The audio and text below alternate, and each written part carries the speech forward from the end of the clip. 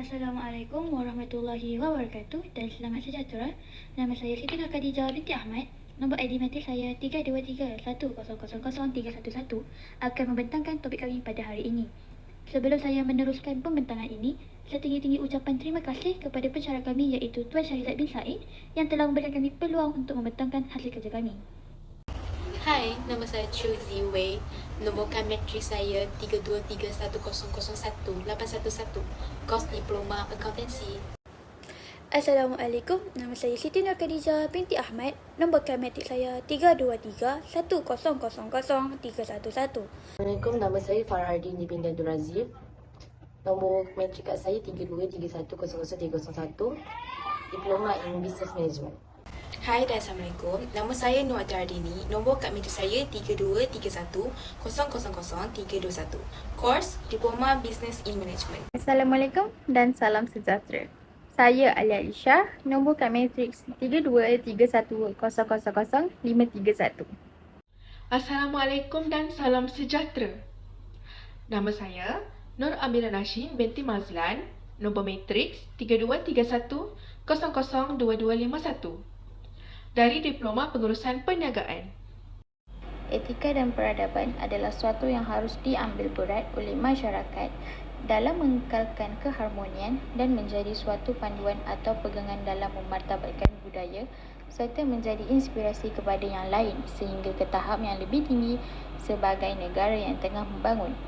Aspek utama yang harus ditekankan ialah penghayatan terhadap pengertian nilai moral dan etika serta tanggungjawab sosial dalam menuju negara yang maju. Dalam hal ini, semua golongan terlibat dalam memainkan peranan dan tak ada yang terkecuali. Penekanan yang diberikan haruslah seimbang dari segi penghayatan terhadap nilai moral dan penerapan etika dalam diri setiap insan di negara ini, khususnya di Malaysia. Antara objektif tanggungjawab sosial ialah mengetahui dan menghayati kepentingan etika dalam menjalani kehidupan seharian sama ada sebagai masyarakat. Ini bermaksud kita perlu memahami nilai-nilai etika yang benar seperti jujur, bertanggungjawab dan menghormati orang lain. Seterusnya, kita mestilah memahami kepentingan masyarakat untuk berperanan aktif dalam menjalankan tanggungjawab sosial. Bukan itu sahaja, kita haruslah mempraktikkan nilai-nilai keadilan sosial yang menjadi teras kewujudan sebuah masyarakat yang harmoni. Dengan mempraktikkan nilai-nilai keadilan sosial seperti menghormati hak asasi manusia, kita dapat menyokong terbentuknya masyarakat yang adil dan harmoni. Akhirnya, kita patutlah menyedari tentang pentingnya usaha mengekang amalan tidak beretika. Dengan mengamalkan tanggungjawab sosial yang positif, kita dapat mempromosikan kebaikan dalam masyarakat dan menciptakan lingkungan yang baik untuk semua orang. Tajuk seterusnya ialah permasalahan dan isu semasa. Poin yang pertama, kurang pelibatan diri dalam aktiviti sosial. Mempunyai ketagihan terhadap teknologi yang semakin berleluasa kerana mengikut trend semasa seperti media sosial dan pemandu video. Seterusnya, ibu bapa tidak memainkan peranan dengan memantau aktiviti media sosial anak-anak kerana ia menyebabkan akademik anak-anak terjejas. Poin yang kedua, kesedaran sivik yang semakin kurang diamalkan. Sesetengah masyarakat tidak menghormati antara satu sama lain yang menyebabkan fenomena negatif dan keruntuhan institusi kekeluargaan. Seterusnya, kelonggaran dalam institusi rumah tangga sendiri yang menyebabkan jiwa anak-anak menjadi tidak subur atau terbantut yang akan memberikan impak kepada pelakuan mereka yang tidak memoral.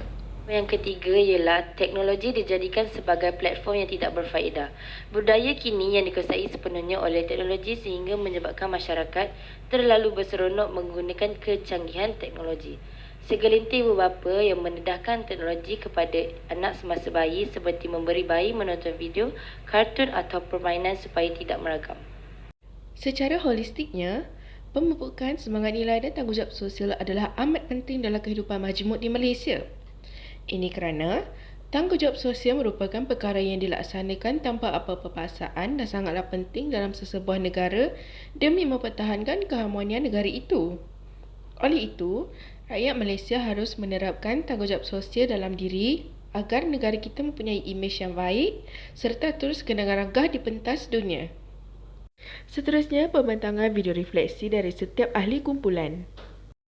Kesimpulannya, dalam konteks masyarakat moden kini, aktiviti rukun tetangga contohnya boleh menjadi medium bagi menyampaikan mesej positif bagi mewujudkan hubungan yang lebih harmoni di peringkat kawasan atau akar umbi dan negara. Antara nilai yang diperolehi daripada bab ini adalah nilai tanggungjawab sosial.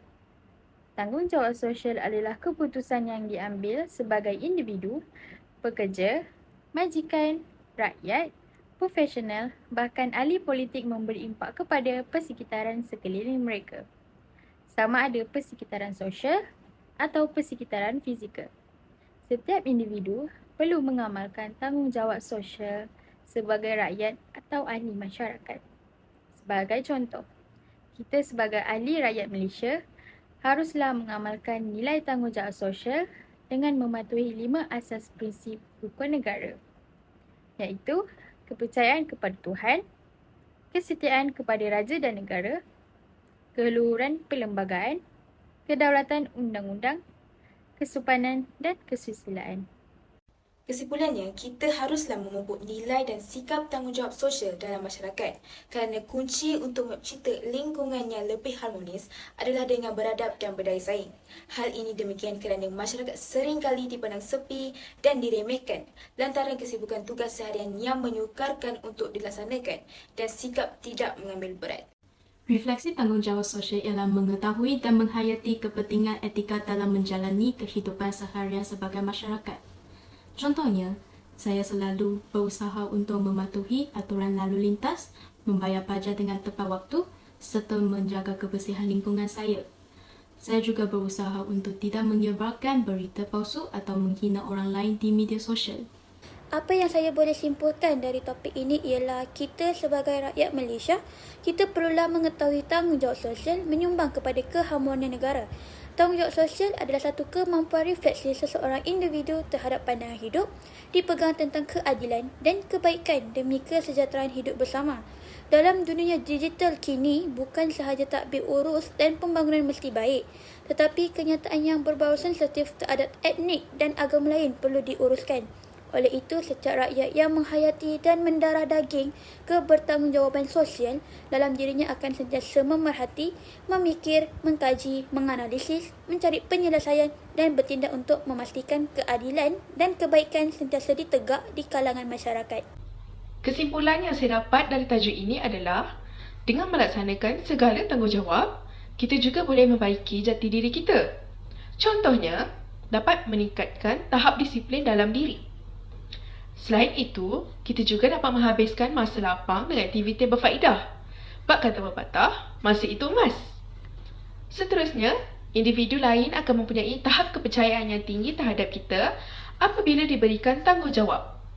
Kita juga akan dipandang tinggi oleh orang lain. Dengan ini, dapat disimpulkan bahawa dengan menjalankan segala tanggungjawab dengan tepat dan teliti, kita bukan hanya dapat membantu individu lain, malah dapat membantu diri sendiri ke arah yang lebih cemerlang. Itu sahaja pembentangan dari kami. Sekian, terima kasih.